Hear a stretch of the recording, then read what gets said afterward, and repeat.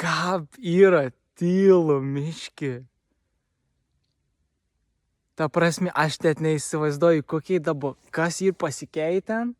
Ta prasme, aš labai dažnai miškai užlankaus, žinai. Bet dabar tyliausia tyla. Spengianti tyla, totali tyla.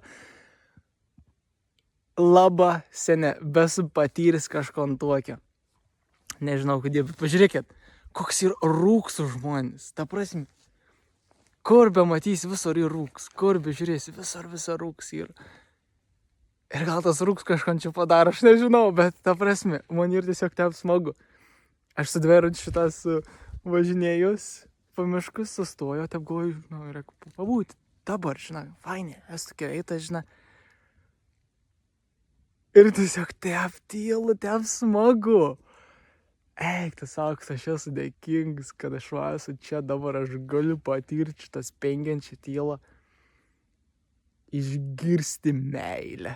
Išgirsti viską tas, kas yra.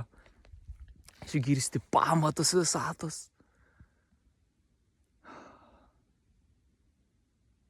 Žinai, kai aš stebu aplinką, aš nedaudu nakleikų nikam. Mėdis man nereiškia mėdis. Aišku, pasąmoniškai išlenda, bet aš prisimenu ir aš tik išjungiu tą dalyką. Aš tiesiog stebu, aš būnu stebėtojais. Aš esu čia ir dabar. Nesvarbu, šalta, nešalta, šilta, nešilta, aš esu čia. Ir aš tik stebu, kas vyks čia.